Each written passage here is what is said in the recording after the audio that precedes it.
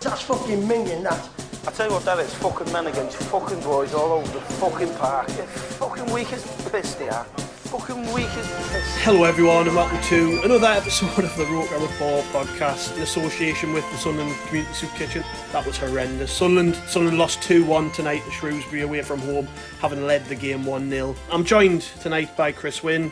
Chris is raging, aren't you, Chris? Fuming, mate. That was a shocker. I know, I'm laughing, it's like a nervous laugh. I don't know what's to come.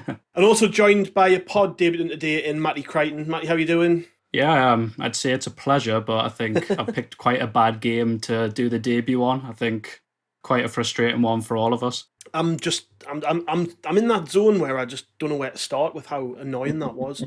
It was just... We started the game well. We got the early goal, like we've done a lot in recent weeks, and just didn't capitalise on it. There was a number of occasions in the game where we had good chances, and we just can't kill teams off. And as was the case last week, Jake Vokins was all over the place. I mean, I don't want to write the lad off. I know he's only young and he's new, but I mean, his performance today was a deciding factor in the end result, as was that of the goalkeeper, Remi Matthews, who once again, for what feels like the 20th time this season, made some howlers, and they led to goals. And he was lucky, actually, that the the linesman, in fact, disallowed a third, which there was nothing wrong with. It was just a big concoction of mistakes, wasn't it, Chris? It was for the first time, and I said this to you off air before we came on, for the first time I feel like Johnson's had a right shock of the night. Just everything went wrong. We didn't have a plan, and we were like a bunch of headless chickens. What's your take anyways? Like you said, I don't know where to start, but I suppose like the first 11 is probably the most sensible place to start. And I couldn't believe it when I saw the team. I just can't believe after... we had that game at MK Dons in the Cup. Fair enough, they made a lot of changes, but, we did as well. But, I mean, he had that, and then we went to their place and looked completely different when he changed the side again, with Ledbetter in the centre with basically a 4-4-2. And I heard on the commentary Danny Collins trying to say it was a 4-2-3-1, and people saying it's a 4-4-1-1 and all this sort of stuff. It was basically a 4-4-2. And I don't mind that. I don't mind that at all, but you've got to have the players to fit in if you're going to do that. And we've seen Ledbetter how many times. We could have told him this. We saw him last season. As soon as he came in, everybody saw when Jack Ross was playing him in a 4, he can't do it. And I think he's one of the best footballers at the club, but he can't play in that system. And the MK Dons Cup game showed what we can be when we've got pace, we're pressing, we've got energy. And I don't understand Lee Johnson just going back to type. I mean, it's going back to these managers, where you think they're just going back to type because they like the players or they've got favourites and things like that. But he's only been here 2 minutes, and I don't understand it. I don't know why he's seeing us improve in a game and then going back to, we'll go back to these players. It didn't work. Or let's give it another go. I mean, what does he think? Are we suddenly just going to click with the same players in the same system? Just from the off, I didn't get the first 11. I didn't get what Lee Johnson was trying to do. Matty, what about you then? What went wrong? What went wrong the night? What do you think? What if you could put your finger on it? To be honest, I think first half was steady. I don't think we were exactly fantastic, but I think as an improvement on MK Dons in the league game, we at least were solid after we scored, and I don't really think they had too many chances. I think the main, obviously, decisive point was Matthews' mistake, because I think everyone who plays football knows if you don't have confidence in your goalkeeper, I think it knocks everyone's confidence, because as a unit, you think if there's going to be a good shot, you're not as confident that he's going to save it. And I think it links to what Chris said about the team selection, because I think although Burgess had some question marks, I don't really think his performance was drop-worthy. And when Remi Matthews has been given chances, time and time again, you just see a calamitous error. And he did get some clean sheets in the Cup, but I just think you don't solve a problem with another problem. And to me, Matthews is a bigger problem. Yeah, it's starting to get to the stage now where I'm sat looking at it and thinking, what's Patterson even got to do to get a chance? Because I've actually stuck up for Lee Burge a bit recently, and don't know if he still is, but he was as of maybe like a week ago. He was top of the Golden Gloves League for League One. He actually had more clean sheets than any other goalkeeper in the league. But that didn't feel like it showed the true sort of picture. It's as though it was sort of masking the fact that he maybe had a bit of fortune, good defenders in front of him, etc., etc. But then that performance at the weekend, he's obviously made a couple of mistakes recently, and Matthews has been reinstalled. To be fair to Matthews, he had a good game against MK Dons in the cup, and I thought he was a little bit unfortunate to play at the weekend. So I can sort of see the reasoning behind him playing. But, I mean, it's just as though every time he gets a proper chance, he just makes a massive mistake. And you're right what you said about the not having confidence in goalkeepers. I mean, Bailey Wright's face when he made that mistake, Chris, was a picture, wasn't it? That said it all to me. I've got it written down, actually. He turned around, basically, looked at the ball, looked back at Matthews and just looked, but he just looked at him and went, fuck's sake. It just and Matthews just turned away and kind of, but it was weird. Matthews' reaction was weird. He kind of jumped up and like as if kind of like he almost didn't look, and he probably was disappointed inside. And maybe it's a goalkeeper thing where he tried to just kind of shake it off. But I mean, for me, Matthews has done that too many times now. He's had too many games where he's made absolute howlers. And for me, that should be the last time we see Matthews in a Sunderland shirt. I mean, like you said, if he's going to go back to Burge, then Patterson's got to move ahead of him, because you just can't trust Remi Matthews. He's had too many clangers, too many games where he's cost us. I was trying to think of this before the game. I was going position by position and trying to work out, does Johnson actually know his best team? In goal, he's swapping the keepers around all the time. Left back, he hasn't seen enough of Vokins. He hasn't seen any of Denver Hume. McFadzean's injured, but he's terrible. Although on what I've seen of Vokins in the last 2 games, I would actually play him ahead of him at the minute. That's how bad Vokins' last 2 performances have been. You go centre half, Wright and Willis are obviously first choice, but then there's Willis probably out for the season. I mean, that did not look good tonight. No. There was no real sort of impact, and he goes down in a heap. He's on the oxygen, getting stretchered off. I think that might be the last time we'd see him. Hopefully not. Right back, there was bizarre before the game. The team sheet comes out. McLaughlin's in the team, then he's not in the team. Power starts. Power actually had a good first half. Second half sort of didn't really notice him on the pitch. But again, we don't know who our best right back is. Centre of the park. Ledbetter comes in, plays again, alongside Scowen, who comes in. O'Nine's dropped despite playing pretty well in the centre of midfield. He doesn't know who his best centre midfielders are. Wide positions, okay, fair enough. We've got 3, 4, 5 good wide players who you can interchange, so I'm not going to complain there. Up front, he appears to like O'Brien and White, but we haven't got Stewart yet, so is Stewart going to play when he's fit? I'm just looking at this and I'm thinking, he doesn't know his best team, and it's like we're experimenting, and we don't need to experiment in some cases. Like, what was the point in dropping 09 tonight? I can't get my head around it. I mean, Gav, I was thinking this the other day. I mean, you're talking about, all right, what's our best 11? Fair enough, and completely agree with everything you've just said. But my issue is, if you go back and look through, I mean, I might just be kind of a bit old-fashioned. I don't know, football might have changed. But if you look through all of our promotion seasons, even going back 30 years ago when we went up from the 3rd division, it just kind of comes straight off. You can talk about the partnerships. McPhail Bennett at the back, Gates Gabardini up front. Then you go to the promotion seasons under Reid. You've got, Melville and Ord at the back. You've got Bracewell Ball in midfield. And then moving forward, you've got Quinn Phillips. You've got Johnson and Mickey Gray down the left. You've got Macon Summerby down the right. You've got Butler Melville at the back. I mean, all these partnerships just roll off the tongue for Sunderland, on these promotion seasons. I mean, you name one solid partnership where you go, oh, they work well on the left, they work well on the right, they work well up front. We haven't got one single partnership in the whole team that works together, and you can see them click. And if you look back through history, our teams have been full of partnerships that have done well. It's just not clicking, is it, Matty?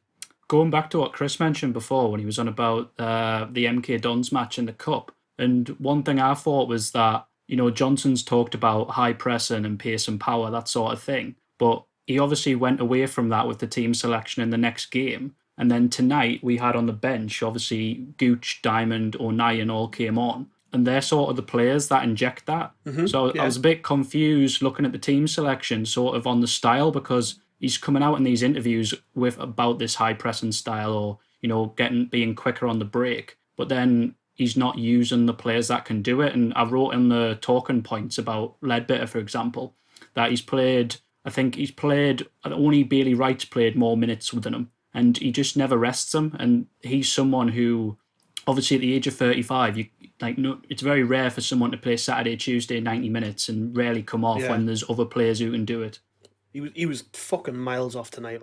It's just frustrating because I used to get the same feeling when Parkinson was manager, and you used to see things happening on the pitch, and it would frustrate the life out of you. And you're like, what are you doing? What are you doing? We're all watching the same game. You know what I mean? We can see Ledbetter is struggling in a 2. Why is he playing him in a 2 every week, every game? Just going to Matty's point about style, and I was Parkinson's biggest critic from the day he got. I mean, you'll know, Gav. I mean, I was onto him almost daily. I mean, I wanted Parkinson out the day he was appointed. But I tell you what, I'll give Parkinson credit for one thing. I mean, I might not have agreed with it, but I tell you what, half the time when you watched Sunderland, you knew that every single player on that pitch knew their job, and he had organised. Yeah, and he had a style. He said, right, we're going to play like this. I mean, I didn't agree with it. I don't think any of us agreed with it. Like, that was the best way forward. But at least every time we went on the pitch, you saw a plan, and you saw a plan being put into place. And actually, you could see the work, but the amount of times I said you can see the work being put in on the training ground, that he's got us drilled into playing a certain way. And I'll give him a bit of credit for that. I didn't particularly like the way he had us drilled, but I'll give him some credit that he had a style and he had us playing the way he wanted to. I haven't seen that once from Lee Johnson. In that game, we were playing 50-yard diagonal balls from the back 1 minute, and then trying to play it along the back the next. And I mean, fair enough if you're going to mix it up. But the problem was the players looked completely confused, and they didn't seem to know how they were supposed to play. And then you look at, obviously, after tonight, we've got to go and play Doncaster at home. Doncaster, who are fantastic away from home, you know. They've got the best form in England, I think, lately as well, in all 4 divisions. I don't know, did they win or get beat tonight? I don't know. I think they might have got beat, actually. Yeah, they got beat. As we speak, sorry, and this might have changed by the time we finish recording, but they're losing to Fleetwood away from home. But Simon Grayson favour. Yeah. But like, I'm just, regardless of how they're getting on tonight, how do we react and respond to that? I mean, is this the type of squad? Is this the type of manager who gets a reaction out of his players, Matty? Do you think? Looking at tonight was horrendous, like just a shit show, because I call it a shit show. We were actually in control for a little part of the game there and went ahead early, and there were positives in some of the play, but to lose away from Shrewsbury, and it's not just losing, it's the manner in which we conceded those goals, and then the reaction to going behind was like we had no idea. Like, I've heard him talk in these press conferences, and he's about how needing a plan A, a plan B, a plan C, a plan D. If we go behind, what we're going to do. I've heard him. In fact, he was talking about this after the MK Dons midweek game. I mean, if that's us with a plan after going behind, then I'm worried, because what it felt like to me was we threw on Diamond, who, fair enough, you know, gave us a bit of impetus, but it was almost as though Aidan McGeady just took it upon himself to try and get us back in the game. He was the only one who really looked threatening for large swathes of that second half. And then the other baffling thing for me was he brought on O'Nien, who scored in the last game from midfield, and put him left back, which was stifling everything he could have added in that second half, having gone behind. You know, I mean, how do we react? How do we react to that tonight and put it into a, you know, channel it positively, I guess? I think one of the main issues, which we've seen, well, throughout our entire spell in League One, is that the squad doesn't have a winning mentality. I think we're still in this mode, which even you've seen in the Jack Ross days, where a lot of these draws come in because we go 1-up and we get complacent. We never act ruthless. We never, like you've seen tonight, they come out the second half and instantly sloppy, and then we concede. I don't think we need to start when we're 1-up going, right, well, we need 2 to kill the game. We need that ruthlessness. That's what teams who win leagues do. They manage to grind. They hold on to leads, but they also kill games, so then teams can't get back. You'll see with Sunderland, it's very rare a team's out of the game when they play Sunderland. It's always 1 goal in it. And psychologically, when you're 1 goal behind in a game, you know you're always a mistake or a bit of luck away from getting back in. And I think that's why we've drawn the most games in the league, because we just fail to hold on to these wins, and there's not a winning mentality in that squad. It's really complacent. You were right what you said there about ruthlessness. I think there's just none of it there. There's nothing that. I just look at how it's like McGeady is the only player reacting. You know, where is the ruthlessness in that team? I just want to come on a point that you said about Lee Johnson getting a reaction against Doncaster. I mean, my issue is you're talking about a one-off game against Doncaster, or with getting beat against Shrewsbury. How does, you know, Lee Johnson get a reaction out of this squad? But my issue is, you know, we had a manager with Phil Parkinson who we talked about. He had us organised, had us playing a certain way. Players didn't seem to like it. Few fell out with him. And Lee Johnson came in and everyone was like, oh, all this kind of business speak and all this sort of stuff. Where's the honeymoon period been? Where's the players kind of raising their game? Because I tell you what, I don't think, you could probably say in a large percentage of the games, I don't think I've seen that much of an improved performance. I mean, you said we were comfortable tonight in the game against Shrewsbury. That was purely first half because Shrewsbury sat off us and let us pass it around. Second half, you could see that they were in at half time and all they said was, lads, push 10 yards further forward and these are in trouble. And that's all they did second half. They pushed 10 yards on top of us and we couldn't handle it. And talking about McGeady being the only one shooting, every time McGeady got the ball, if you watch the game back, he looked up as soon as he got the ball and there was absolutely zero movement ahead of him. And when he sees that, he's only got one option. He thinks, well, if nobody's moving for us, I've got to do it myself. And that's been part of our problem. Look, in the first half, in the second half especially, our movement up front when we had the ball was just shocking. I mean, we're just completely toothless because nobody moves when we've got the ball. Right, let's move on to the ratings then, because I'm absolutely sick of... I'm just sick of thinking about this performance, and we're going to go even deeper into it. Okay, so I'm going to start with Remi Matthews. Now, half time, I had him down as a 6, right? Yeah, I did as well. Yeah, I thought, not a bad half. Commanded his area well, saved everything he had to save, wasn't really in any trouble. What's interesting? Did he have a shot to save? Really? There was a couple of tame he ones. Some steady ones, I'd say. A couple of tame shots. Nothing like threatening. Yeah. But what I just want to point out is that I noted down at half time. Commanded his area well and saved everything he had to save with great comfort, which wouldn't normally be worth noting, but he's let some howlers in earlier in the season from similar situations. So it was your fault. I am a jinx. Okay, so second half, Remi Matthews decides, well, I'm going to show you, Gav, and hold me gloves. Yeah, 51st minute, comes flying off his line, shows absolutely no authority, misses the ball. Curtis Main, who I think's about 5'6", heads it, flicks it over his head. The centre half, good following in, Ebanks Landell scores. That's totally on him. I mean, you could probably pull the goal apart, say, well, he could have got tighter there. That could have been better. That could have been better. Look, once that ball comes in that 6-yard box, it's the goalkeeper's area, and he should be claiming that. And yeah, like we talked about before, Bailey Wright just gives him the death stare. He channeled the feelings of every single Sunderland fan watching that. Because I mean, I'm just. Honest, I'm raging. Like I hate bad goalkeeping so much, especially at this level. It's like we had some bad goalkeepers in our past. We've had some good goalkeepers, but this is about as bad as it gets. He's like Lee Camp bad. Yeah. So anyways, full time I gave him a 1.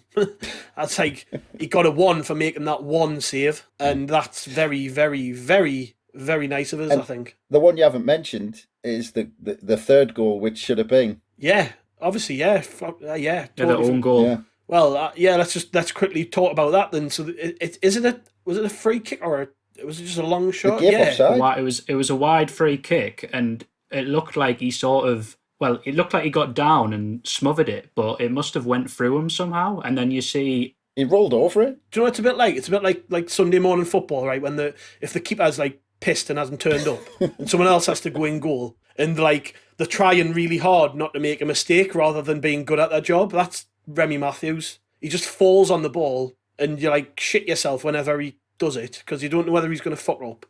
Yeah.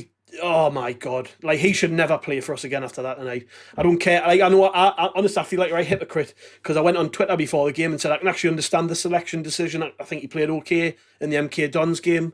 Oh my word. Like how many times has he got to make a mistake? Like Anthony Patterson is a kid and he must be sitting looking at this and going, what the hell have I got to do to get a go in this team? Because the keepers ahead of us getting chances aren't as good as me. Like, if I was him, I'd be like seriously considering, right, I need probably fuck off out of here. Yeah. Even if it's a loan to a conference team, because if I can't get in ahead of this absolute clown, then I'm finished at Sunderland. Does anyone disagree with me? One?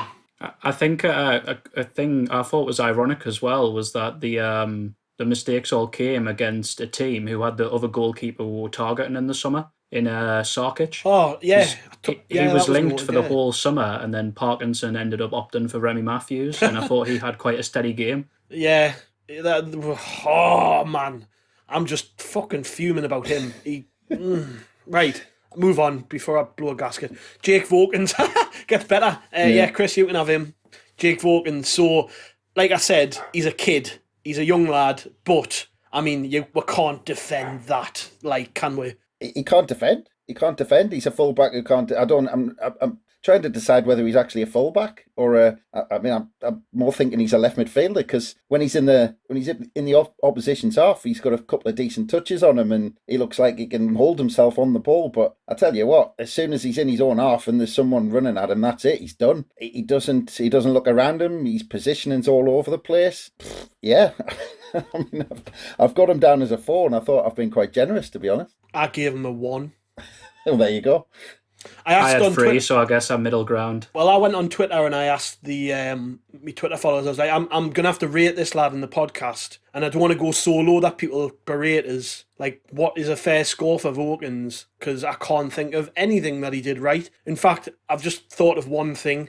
There was a little move down the left where McGeady cut inside and shot, and Vokins played a first-time pass, and that was all right. But other than that, my God, just horrific. I think there was the moment as well where Chapman absolutely sent him down on the wing, where he dove in and Chapman just absolutely blasted away from him. And I think he's shown, especially as well, runners seem to be a massive problem. Like his position, he got dragged way too close to the centre half and was nowhere near his marker. Yeah, and I don't know if Chapman is really quick, but he seemed to be losing ground on him as well. He doesn't. I don't know. Can't decide whether Chapman is just really quick or Vokins is quite slow, but he completely lost him in that race.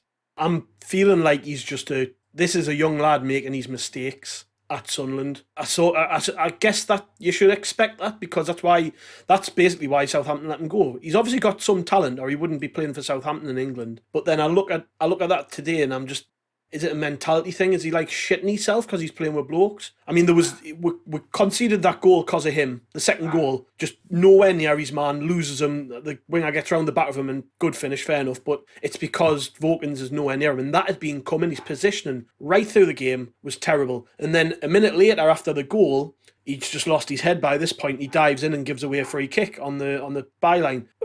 And then he was took off for 09. I mean, it got so bad that he had to come off. When Hume's fit, I mean, I don't want to write him off, like, because he's played 2 games, but they've both been shockers, haven't they? Yeah. It sounds like Dennis is fuming in the background as well, Gav. Oh, he's going off it. I'm not surprised. Yeah, he's been sat next to me watching that shit.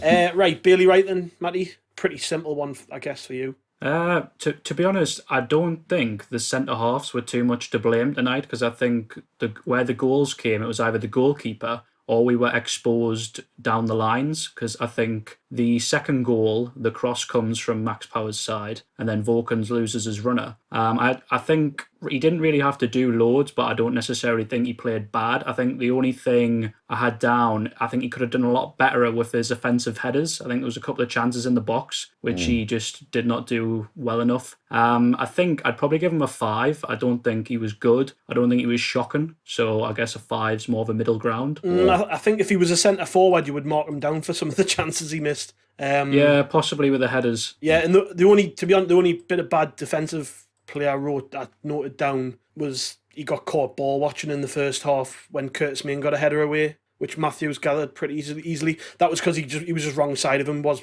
literally caught ball watching. But I give him a 6. I don't know you, Chris. What do you get? Yeah, I had him a 6. I don't think him. I think you called it. I don't think Wright or Sanderson had any kind of blame in the goals really. And to be fair, I think we looked quite comfortable at the back. I can't really remember them making all that many clear-cut chances. We only looked dodgy off crosses because Matthews was flapping all the time. So I thought Wright did all right. Yeah, we'll skip past Willis. It's pointless marking him because he was on the pitch. What, 2 minutes? So I'll go for Max Power then. Max Power did all right. First half, I gave him a 7. I thought there was a point in the first half where the ball came across the box and he read the play brilliantly to toe punt it out for a corner. I mean, if he hadn't have done that, they would have scored. But second half, to be honest, I don't really think I noticed him on the pitch. He lost his composure a lot second half, I thought. I think he looked like he got frustrated and started diving in a lot more. Well, yeah, and that's one of it. I suppose because he's the captain, he probably feels a sense of responsibility when we're sort of like losing the plot. I thought his second half was indicative of the fact we just had no real plan, because he was like charging around trying to sort of do something, which is difficult when you're playing right back. I mean, you can only influence the game so much from right back. A tough one, really, with Power. I think he wasn't to blame for any of the goals. Like I say, he's just sort of steady performance, I would say. Even though I wasn't expecting him to play, McLaughlin was on the original team sheet, and he ends up starting the game. So, I was just going to say one quick point I wanted to make about Max Power is he needs to work on the training ground of taking throw-ins. I kept he gave a couple of foul throws away, didn't he? A couple of foul throws, but every time he took one, I mean, I think every time he took one, the linesman could have given a foul throw because his back leg was off the ground every time he took a throw in. He needs to practice them this week, or someone else needs to take them for him. That's another sort of mark against how just disorganised we were, though. Like, your fullbacks should know how to take throw-ins. You're playing in League One. It's tin pot, isn't it? Just shows how tin pot we are at the minute. You know, when sticking centre midfielders at fullback and they can't take throw-ins, and just adds to the mess, doesn't it? I used to coach kids' football teams, and if there were 6-7-year-olds making foul throws, you would get frustrated even with kids doing that. This is a professional footballer, yeah. That needs to be ironed out. Leadbitter, Matty? Yeah, so I think with Leadbitter, bar Matthews, he was the one I was really surprised to see in the team after he played 90 minutes the other day. I think I was really shocked to see O'Nien benched, and I think, again, Leadbitter just looked like he didn't have the legs. And like Chris highlighted earlier, I really do think he is struggling in that midfield too. I think he looks a lot better when he's in a 4-3-3 as sort of that anchor man where he can sit deep and he's got legs around him. But when he's sort of isolated and he's got more ground to cover, I think that's where he gets exposed and you see less of his game. I think he did put some good deliveries in at times, but then some were a bit wasteful. But overall, I think going forward, he just didn't influence the game. And maybe because he was like losing that energy a bit, he couldn't get up and down to influence, or he couldn't get on the ball as much. But I just found him quite anonymous, to be honest. In terms of rating, I sort of had him down sort of a 5.5 first half, and then sort of dropped to a 4. So it's sort of borderline between 4 and 5, I'd say. I'd done the exact same thing. I had a 5 in the first, 4 in the second, and I noted down he was fairly anonymous. And I think we're probably suffering a little bit now because Winchester's not fit. I think he might have played maybe tonight had he been fit, because you can just see Leadbitter is not up to speed. This isn't the same Leadbitter who started the season so well. He's fell away again. I mean, there was a couple of times tonight where it was like a 50-50 where he had to stretch with his leg to reach the ball, and he just looked so tired and was nowhere near the play. And we're exposing him in a 2. I thought even under Parkinson at times he looked exposed in a 3, because he just has, for him to be effective, he's basically got to play centre half. He sits on top of the 2 defenders, picks the ball up, passes it 5-6 yards, 7 yards left or right, and sort of, gives them an option. That's his role. That's his job. Just not great from Leadbitter tonight. Yeah. But I mean, we all know the problem with Grant Leadbitter. He's too old. A note on that though, would you not be, if you're Dan Neil or one of the other players, would you not be frustrated? Like if I was Luke O'Nien tonight, I'd be very frustrated to not start. And then also if I was Dan Neil, I'd question why, when I'm seeing someone, he's 35, he's playing 2 games a week, 90 minutes, he looks visibly tired. Yeah. And he's meant to be, as Speakman says, the future of the club. Where are his opportunities coming from? Yeah. The problem is, in terms of Lee Johnson, though, it's a complete contradiction. You're asking the team to press, and you're asking the team to press high, and then you have a midfield pairing of 2. You have Scowen and you have Leadbitter, and only one of them can press. So you've lost half your centre midfield who can't press the ball. And Grant Leadbitter, when the ball's behind him, he's completely ineffective because he can't chase back, he can't catch people up, he hasn't got the pace to do that. He likes, when he was playing in that position that you've just described, when he had all the play in front of him, he could see what was going on, and he had everything in front of them. And when the opposition were coming, they were coming onto him, so he could react and intercept and use his brain. But when they're in behind him, he's done for. He's not tracking back after that. And as soon as he presses, even if it's just 10 yards to try and press the ball, as soon as the couple of passes are in behind him, that's it. They're onto our back 4. So I don't get what, again, I said at the beginning, I don't get Lee Johnson's thinking. He wants us to press, but then puts Grant Leadbitter in a 2-man centre midfield. It just doesn't make sense. Yeah. While you're in mid-floor, then Chris, go on, Josh Gowan, you can have him. I felt a bit sorry for him. Like I was just touching on that, I felt a bit sorry for him because he was trying to, the instruction is obviously to press because you can see O'Brien trying it. You can even see Charlie White trying to do it. I'll say, but Josh Gowan, he was doing all the pressing in the middle of the park on his own, and they were just knocking the ball around him second half. Especially when Shrewsbury kind of worked that out, and they obviously got in half time and said, "Look, these two in the middle, they can't work together and just knock it around them because they want to press you but can't." Mm-hmm. First half, he got through a load of, his work rate in the first half was brilliant. In the second half, he just became ineffective when they got on top of us and pushed 10 yards further onto us. So overall, I ended up having him down as a 5 in the end. Right, let's blast through the rest of these then. Jordan Jones, I'll take him. I actually thought he played really well, and I was surprised to see him go off. Probably the most pleasing aspect of his game tonight was his set pieces. It was refreshing to see somebody take corners that actually led to things. Like we had a chance from Wyke had one headed off the line, then it came back out to Jones, and that got cleared. And then I can't remember who it was. I think maybe Sanderson had a shot, which was blocked. So that one was a good one. But yeah, just some good set pieces from Jordan Jones tonight, and yeah, he came off early, and that's another sort of black mark against Lee Johnson because tonight I didn't think there was any real need to take him off. I know he's not played a lot of football, but I didn't for 1 minute think he looked tired. He just looked okay, and he was brought off when we were at a point in the game where we needed to score. So, I don't get it. So, but anyways, I give him a 7. We'll quickly move on to the next one. McGeady, Matty?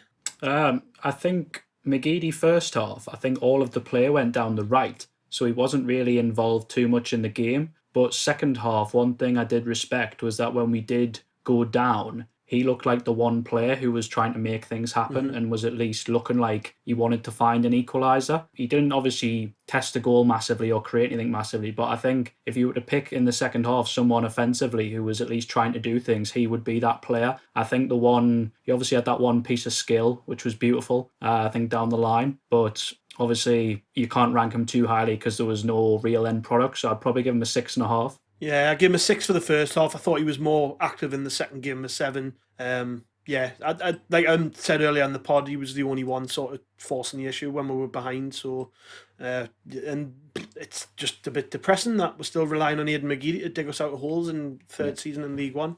Again. O'Brien, Chris, he's yours. I thought first half I was quite impressed. Good work rate. He seemed to kind of hold the ball up quite well, but second half him and White just disappeared. But throughout the whole game, my problem is with those two is that sometimes there's plenty of movement sideways and coming back towards our own goal, but there's never any movement towards their goal. There's never any runs in behind, on the shoulder. They never run towards the opposition's goal. There's sometimes when McGeady's got the ball, Jones had the ball, you're thinking if one of those just runs towards the opposition's goal, they can be slipped in or at least give them an option or take a defender away or something. But they just stand still and there's just no movement and we'll look lost. But O'Brien had to do all the work for Charlie White first half. I had him a 7 first half, 5 second half, and a 6 overall. Yeah, probably agree with that. Thought he took his goal really well, but second half just didn't notice him on the pitch. And actually, there was one point where he sort of fell asleep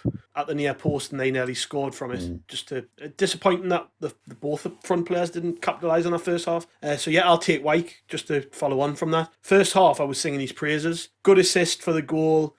Should have probably scored, had a header block on the line. Just his general hold-up play, work rate, touch, everything was brilliant first half. Second half, I didn't even know he was on the pitch. just did not do very much. So with that in mind, I've given him a 7 because I thought he was brilliant first half, very average, almost non-existent second half. Sanderson, Matty? Yeah, I think Sanderson was actually the best defender. Yeah. I thought he was steady. I think he looked composed. I don't think he did anything massively wrong. If I was him, to be honest, I'd be quite frustrated I don't get more starts. But I think one thing that's going against him is his flexibility, because I think when he's on the bench, he's capable of playing right back, left back, centre half. So he's quite a good option to have there, but he just never seems to be trusted to start, even though he's quite steady when he plays. Yeah. So to be honest, I had him down as a 6. I don't think he did anything massively wrong. but he didn't exactly, blow us away or anything like that. I don't have anything down massively that he did fantastically. No, there was a couple. Yeah, I just thought he looked composed. There was one or two moments where he looked under pressure and he would just done like a little turn, then burst of pace to pull himself out of a little bit of danger, and then plays it like a lovely pass to the fullback or the midfielders. He's good at that. I've been fair to him. I thought he was probably the best of the defenders. I agree with you. So yeah, that's fair enough. I would actually probably mark him higher than a 6. I'll give him a 7, but yeah. Right, okay, Chris, do you want to take the 3 subs left? That's Gooch, Diamond and 09. There's probably not much to say about any of those, really.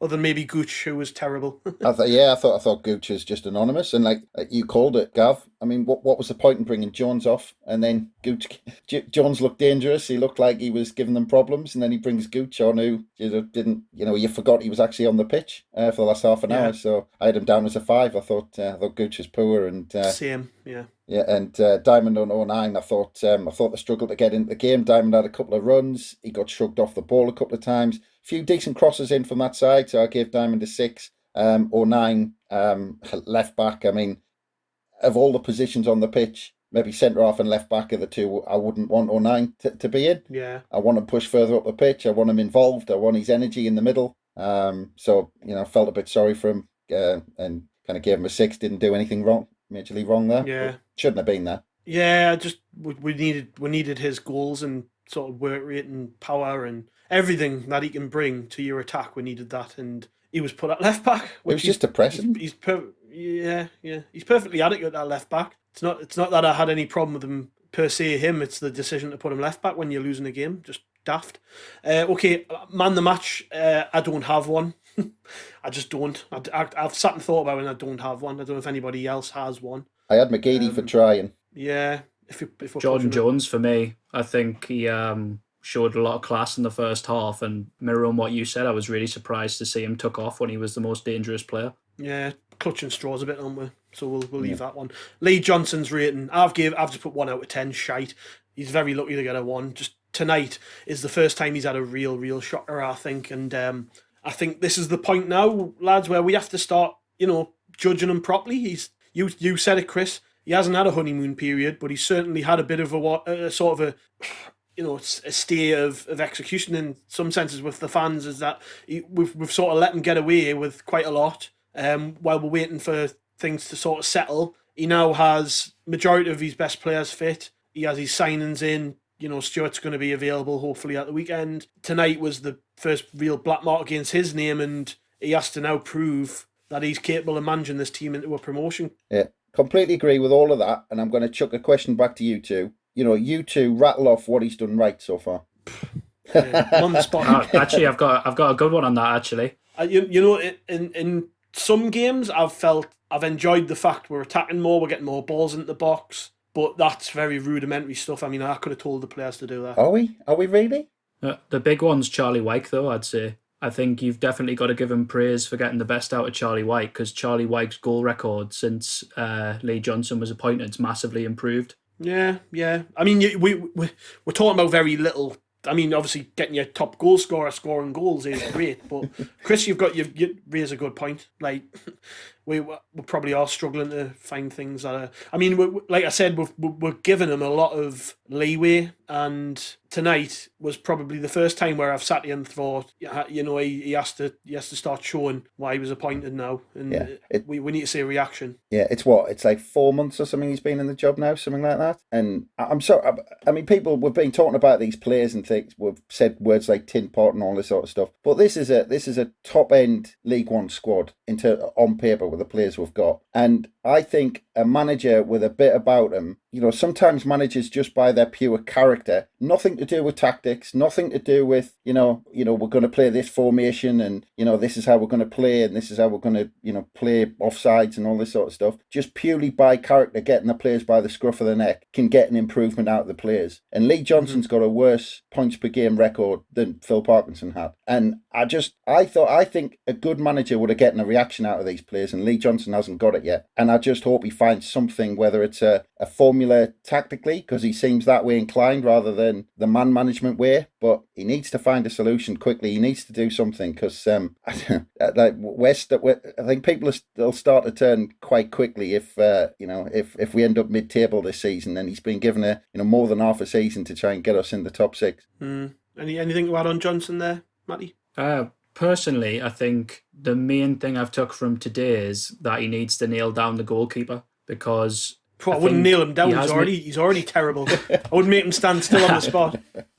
I think as in, there's been some slight positives and like a few. Obviously, defensively, we have relapsed a bit, as in we look a bit more leaky now. Yeah. But I think we can't, if we are going to get promoted, or either it be by the playoffs, which looks the only viable way at the minute, he's got to get this situation sorted quick, because if you're a defence, you don't want to see a different keeper all the time. You want to know you've got someone reliable behind you. And I think the big turning point in the game tonight stemmed from his poor decision to bring back in Remi Matthews. And I don't think he's give us any impression that he should be number one. Obviously, Burge needs to improve as well. But I just think we can't go on tinkering with that, because before that era, we weren't doing amazing, but we were steady. And I think that really tipped the game over, and we didn't respond well enough. But those moments shouldn't happen full stop, not mistakes of that magnitude. And if they do happen, they should be once in a blue moon, but they're happening too often at the minute with the goalkeepers. Yeah.